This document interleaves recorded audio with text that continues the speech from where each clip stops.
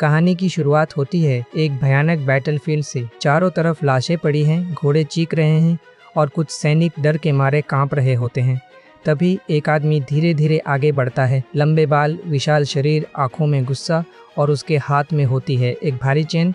उसे देखते ही दुश्मनों के चेहरे उतर जाते हैं। तुम सोच रहे होगे क्या ये सच में इंसान है? और ऑनेस्टली उस मोमेंट पर ऐसा ही लगता है। फिर अचानक वो पूरी ताकत से हमला करता है। एक एक करके सैनिक उड़ने लगते हैं। कोई बचने की कोशिश करता है, कोई भागने लगता है, लेकिन उसके सामने कोई टिक नहीं पाता। उसके साथ उसकी छोटी सी टीम भी होती है। एक बेहद डेंजरस आर्चर, एक पागल जैसा फाइटर, एक ऐसा आदमी जो भविष्य देख सकता है और कुछ लॉयल साथी। इन सब की रेपुटेशन इतनी खतरनाक होती है कि लोग लड़ने से पहले ही डर जाते हैं। बैटल खत्म होने के बाद लोग उसके आसपास जमा होने लगते हैं। कोई उसे भगवान बोलता है, कोई मॉन्स्टर, लेकिन वो खुद ज्यादा कुछ नहीं बोलता। उसके चेहरे पर हमेशा एक दर्द सा रहता है, जैसे अंदर कुछ टूट चुका हो। फिर मूवी धीरे धीरे हमें उसका डार्क पास्ट दिखाने लगती है। लोग कहानियां सुनाते हैं कि उसने 12 इम्पॉसिबल काम पूरे किए थे। किसी ने कहा उसने 3 सिर वाले भेड़िए को मारा, किसी ने कहा उसने नरक का रास्ता देखा। लेकिन तुम नोटिस करोगे, हर कहानी अलग है। यानी सच और अफवाहें एक साथ चल रही हैं।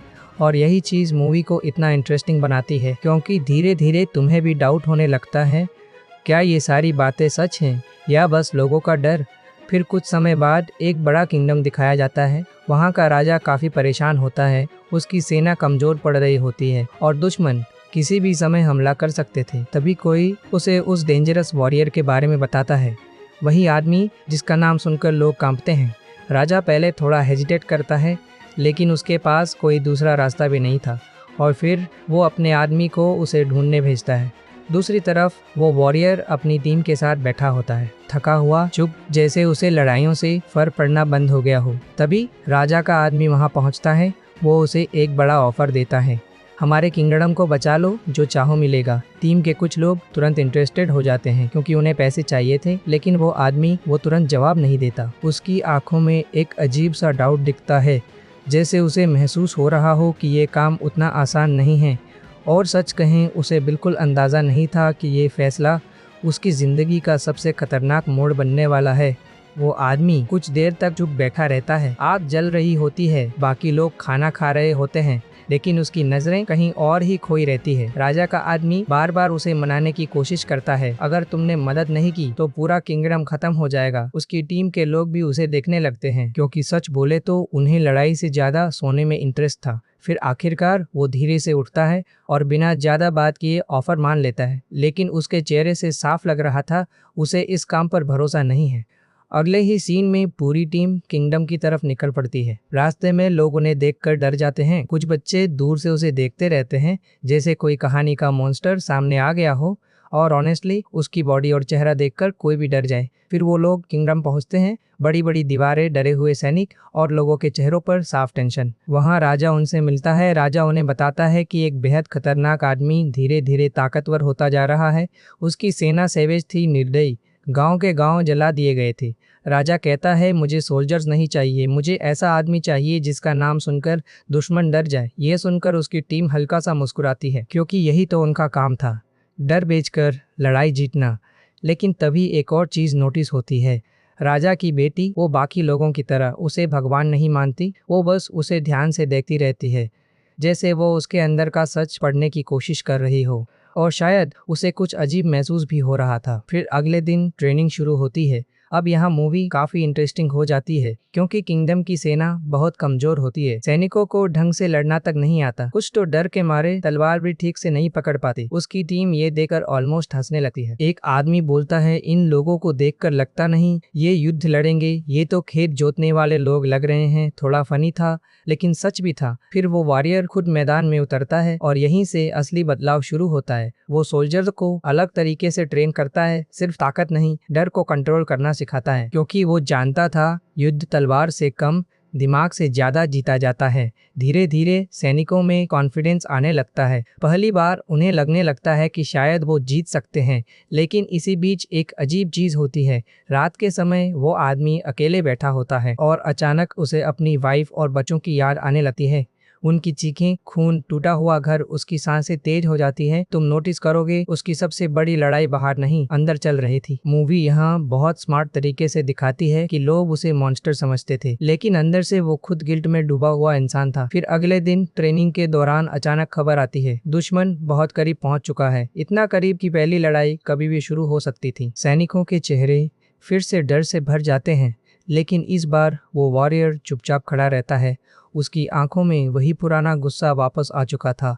और तभी दूर मैदान में हजारों दुश्मन सैनिक दिखाई देने लगते हैं। हजारों सैनिक तेजी से उनकी तरफ बढ़ रहे थे। घोड़ों की आवाज, लोहे की टक्कर और पूरा मैदान कांपने लगता है।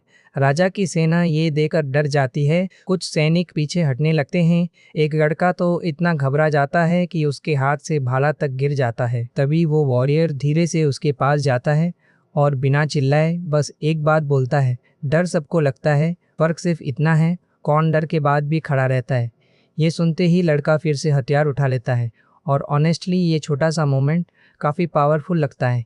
फिर दोनों सेनाएं आमने सामने आ जाती है। दुश्मन की तरफ से एक विशाल आदमी आगे आता है, पूरा बॉडी आर्मर, खूंखार चेहरा, और उसकी आवाज़ सुनकर ही कई सैनिक डर जाते हैं।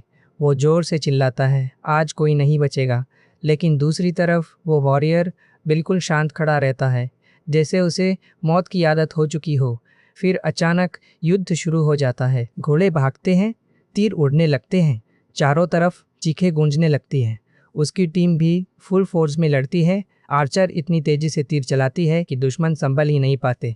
वहीं उसका एक साथी पागलों की तरह दुश्मनों पर टूट पड़ता है और बीच मैदान में वो वॉरियर अकेला कई लोगों को गिरा रहा होता है। उसकी हर चोट इतनी भारी होती है कि सामने वाला सीधा जमीन पर उड़कर गिरता है। लेकिन मूवी यहाँ सिर्फ एक्शन नहीं दिखाती, धीरे धीरे टेंशन भी बढ़ाती रहती है, क्योंकि दुश्मनों की संख्या बहुत ज़्यादा थी। राजा की सेना थकने लगती है, कुछ लोग फिर से पीछे हटने लगते हैं। तभी वो वॉरियर जोर से चिल्लाता है और पूरी सेना को आगे बढ़ने का इशारा देता है। उसकी आवाज़ में ऐसा कॉन्फिडेंस होता है कि डरे हुए सैनिक भी वापस लड़ने लगते हैं। फिर अचानक बैटलफील्ड का पूरा मोमेंटम बदल जाता है।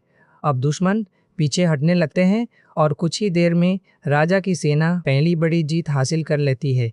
पूरा किंगडम खुश हो जाता है। लोग उसका नाम चिल्लाने लगते हैं, कुछ लोग उसके पैरों तक को छूने लगते हैं। लेकिन तुम एक चीज़ नोटिस करोगे, वो खुश नहीं दिखता। बाकी सब सेलिब्रेट कर रहे थे और वो बस चुप खड़ा रहता है, जैसे उसके दिमाग में कुछ और चल रहा हो। फिर रात को विक्ट्री सेलिब्रेशन होता है। खाना, म्यूजिक, नाच। काफ़ी समय बाद किंगडम में खुशी आई थी। राजा भी अब उस पर पूरा भरोसा करने लगता है। लेकिन उसी दौरान राजा की बेटी फिर उसके पास आती है। इस बार वो उससे सीधे सवाल पूछती है, क्या लोग जो कहानियाँ बताते हैं वो सब सच हैं? कुछ सेकंड्स तक साइलेंस रहता है। फिर वो हल्का सा मुस्कुराता है, लेकिन जवाब नहीं देता, और यही चीज़ उसे और मिस्टीरियस बना देती है। फिर थोड़ी देर बाद वो अकेले बाहर चला जाता है। रात काफ़ी शांत होती है, लेकिन तभी उसे महसूस होता है कि कोई उसका पीछा कर रहा है। वो तुरंत पीछे मुड़ता है, लेकिन वहाँ कोई नहीं होता, सिर्फ अंधेरा। अब उसके चेहरे पर पहली बार टेंशन दिखती है, जैसे उसे किसी बड़ी साजिश की स्मेल आने लगी हो। और सच में उसी समय किंगडम के अंदर कुछ ऐसा चल रहा था जिसके बारे में उसे अभी तक कुछ पता नहीं था। अगली सुबह पूरा किंगडम जीत की खुशी में डूबा हुआ था। लोग उसे हीरो मानने लगे थे। जहाँ से वो गुजरता लोग रास्ता छोड़ देते। कुछ बच्चे उसकी तरह चेन पकड़कर एक्टिंग भी करने लगते हैं। थोड़ा फनी था, लेकिन उसके चेहरे पर फिर भी स्माइल नहीं आती, जैसे वो अंदर से अब भी कहीं अटका हुआ हो। फिर राजा उसे अपने महल में बुलाता है। वहाँ माहौल थोड़ा अलग होता है। बाहर सेलिब्रेशन चल रहा था, लेकिन अंदर टेंशन साफ महसूस हो रही थी। राजा उसे बताता है कि दुश्मन पूरी तरह ख़त्म नहीं हुए, असल खतरा अभी बाकी है। एक बहुत बड़ा हमला आने वाला था और इस बार सिर्फ ताकत से काम नहीं चलने वाला था। फिर वो किंगडम का नक्शा दिखाता है, कहाँ से हमला हो सकता है, कहाँ सेना कमज़ोर है, सब डिस्कस होने लगता है। उसकी टीम भी सीरियस हो जाती है, क्योंकि अब मामला छोटा नहीं रहा था। लेकिन तभी वो आदमी एक अजीब सवाल पूछता है, अगर दुश्मन इतने डेंजरस हैं तो अभी तक उन्होंने सीधा हमला क्यों नहीं किया? बस यहीं से माहौल बदल जाता है। कुछ सेकंड्स के लिए पूरा कमरा शांत हो जाता है। राजा तुरंत बात घुमा देता है, लेकिन उसके चेहरे से साफ लग रहा था वो कुछ छिपा रहा है, और शायद उस वॉरियर को भी ये बात समझ आ चुकी थी। फिर रात में उसकी टीम आपस में बात कर रही होती है। एक साथी बोलता है, मुझे ये सब साफ नहीं लग रहा। दूसरा मजाक में बोलता है, सोना मिल रहा है ना? फिर ज़्यादा सोच मत, थोड़ा हल्का मोमेंट आता है। लेकिन अंदर अंदर सबको डाउट होने लगा था। उधर वो वॉरियर फिर अकेला बैठा होता है और तभी उसे फिर वही नाइटमेयर्स आने लगते हैं। उसकी वाइफ, उसके बच्चे, खून से भरा कमरा और उसकी अपनी चीख। वो अचानक घबरा कर उठ जाता है। उसकी सांसें तेज हो चुकी थीं। तुम महसूस करोगे ये आदमी बाहर से कितना भी मजबूत लगे, अंदर से पूरी तरह टूटा हुआ था।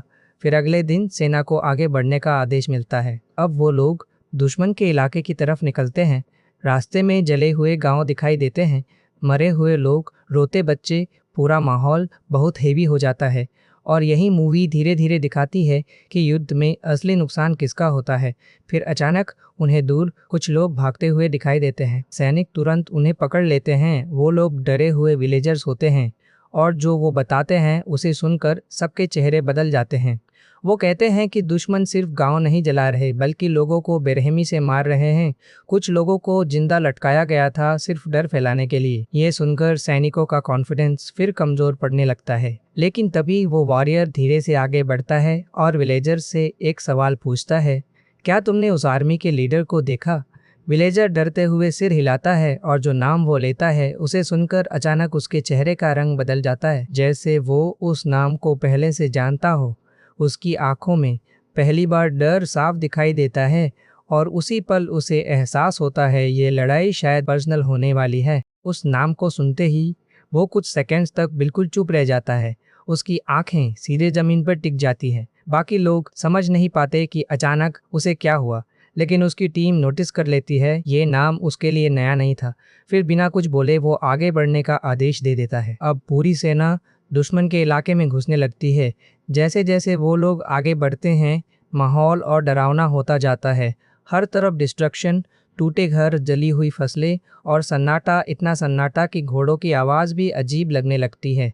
तभी अचानक उनकी टीम को कुछ लाशें दिखाई देती है और उन्हें देखकर सैनिकों के चेहरे उतर जाते हैं, क्योंकि उन लोगों को बहुत बुरी तरह मारा गया। बस ये कोई नॉर्मल वार्निंग नहीं थी, ये सीधा डर फैलाने का तरीका था। फिर उसका एक साथी धीरे से बोलता है, ये लोग सिर्फ जीतना नहीं चाहते, ये लोगों के दिमाग में डर भरना चाहते हैं। और ऑनेस्टली वो बात बिल्कुल सही थी।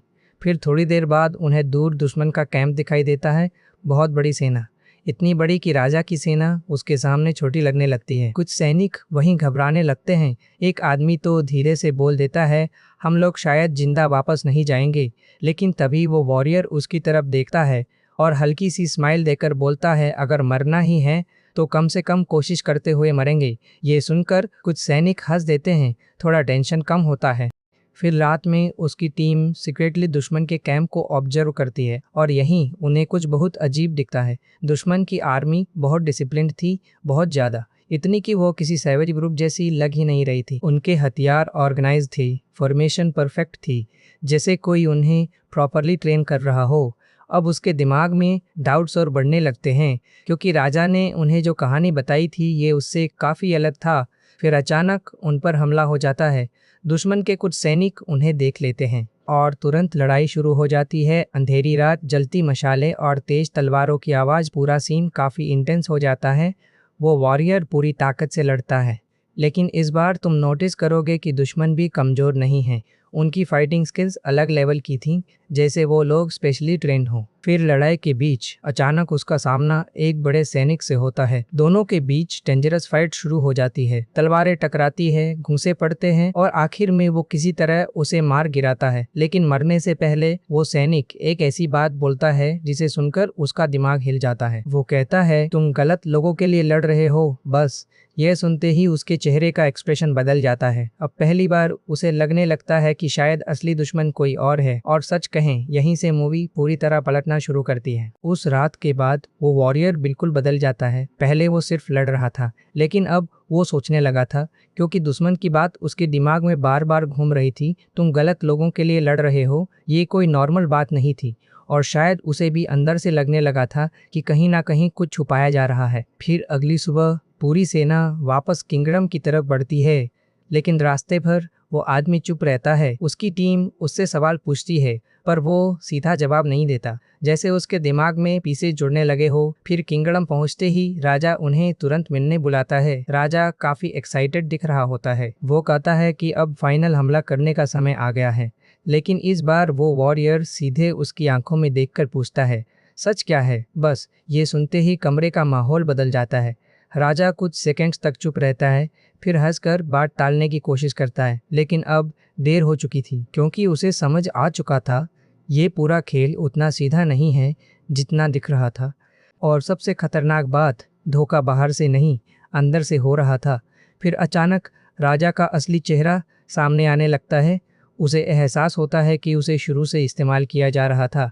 उसकी रेपुटेशन, उसका डर, उसका नाम, सबको वेपन की तरह यूज़ किया गया था। और जिस आदमी को वो विलेन समझ रहा था, कहानी शायद उतनी सिंपल थी ही नहीं। ये रियलाइजेशन उसके अंदर गुस्सा भर देता है, इतना गुस्सा कि पहली बार उसका डर खत्म हो जाता है। फिर वो पूरी ताकत से बैटलफील्ड में उतरता है। अब उसके पंचेस पहले से ज़्यादा डेंजरस लगते हैं। वो सैनिकों को बचाने लगता है, लोगों को बाहर निकालता है, क्योंकि अब वो सिर्फ किसी राजा के लिए नहीं लड़ रहा था, अब वो सच जानना चाहता था। लेकिन तभी उसकी टीम का एक मेंबर बुरी तरह घायल हो जाता है। वो ज़मीन पर गिरता है और बाकी सब शॉक में रह जाते हैं। कुछ सेकेंड्स के लिए वो वॉरियर बिल्कुल फ्रीज हो जाता है, जैसे उसे फिर अपने परिवार की मौत याद आ गई हो। उसकी आंखों में वही पुराना दर्द वापस आ जाता है और उसी पल दुश्मन की सेना उन्हें चारों तरफ से घेर लेती है। चारों तरफ दुश्मन खड़े होते हैं। आग की रोशनी में उनकी तलवारें चमक रही थी। उसकी टीम घायल थी, सैनिक थक चुके थे और पहली बार ऐसा लग रहा था कि शायद अब बचना मुश्किल है। लेकिन तभी वो वॉरियर धीरे धीरे उठता है। उसकी सांसें तेज थी, चेहरे पर खून लगा हुआ था, लेकिन उसकी आंखों में अब डर नहीं था, सिर्फ गुस्सा, प्योर गुस्सा। फिर वो अपनी चेन कसकर पकड़ता है और सीधा दुश्मनों की तरफ दौड़ पड़ता है। अचानक पूरा बैटलफील्ड फिर से कांपने लगता है। वो एक एक करके सैनिकों को गिराने लगता है। कोई उसके सामने टिक नहीं पाता। उसकी टीम भी वापस लड़ाई में उतर जाती है। आर्चर लगातार तीर चलाती है, बाकी साथी घायल होने के बाद भी लड़ते रहते हैं, क्योंकि अब ये सिर्फ पैसों की लड़ाई नहीं थी, अब बात सच की थी। फिर अचानक उसका सामना उस बड़े एनिमी लीडर से होता है। दोनों आमने सामने खड़े हो जाते हैं। फिर एनिमी लीडर धीरे से बोलता है, अब समझ आया, तुम्हें इस्तेमाल किया गया था। उसकी आंखों में गुस्सा और बढ़ जाता है। एनिमी लीडर एक और सच बता देता है। वो कहता है, लोगों को भगवान नहीं चाहिए, उन्हें बस डर चाहिए, और तुम्हें उसी डर का चेहरा बनाया गया। ये सुनकर कुछ सेकंड्स के लिए वो रुक जाता है, क्योंकि अंदर से वो जानता था ये बात झूठ नहीं थी। लोग उसकी स्टोरी से डरते थे, उसकी ताकत से नहीं। और शायद वो खुद भी इतने सालों से उसी झूठ के पीछे भाग रहा था। लेकिन तभी उसे अपने परिवार की याद आती है, उनकी मौत, उनकी चीखें और वो दर्द जिसने उसे अंदर से ख़त्म कर दिया था। अब उसकी आंखों में आंसू और गुस्सा दोनों थे। फिर वो पूरी ताकत से हमला करता है और आखिरकार एनिमी लीडर जमीन पर गिर जाता है। बैटल धीरे धीरे खत्म होने लगती है। बाकी दुश्मन पीछे हटने लगते हैं, लोग बच जाते हैं, लेकिन जीतने के बाद भी उसके चेहरे पर खुशी नहीं होती, क्योंकि उसने इस लड़ाई में एक चीज़ समझ ली थी, असल ताकत मसल्स में नहीं होती, लोगों के विश्वास में होती है। फिर आखिर में लोग उसे फिर हीरो की तरह देखने लगते हैं, कुछ उसे भगवान बोलते हैं, लेकिन इस बार वो बस हल्का सा मुस्कुराता है, जैसे उसे आखिरकार खुद का सच समझ आ गया हो। वो कोई भगवान नहीं था, ना कोई मॉन्स्टर, बस एक टूटा हुआ इंसान जिसे दुनिया ने कहानी बना दिया।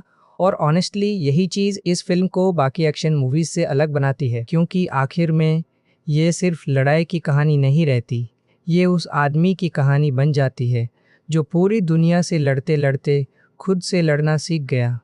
अगर आपको इस तरह की मूवी एक्सप्लेन्ड वीडियो देखना पसंद है तो हमारे चैनल को ज़रूर सब्सक्राइब कीजिए, क्योंकि जैसे ही मैं कोई नई वीडियो अपलोड करूँगा उसका नोटिफिकेशन सबसे पहले आप तक पहुँचेगा।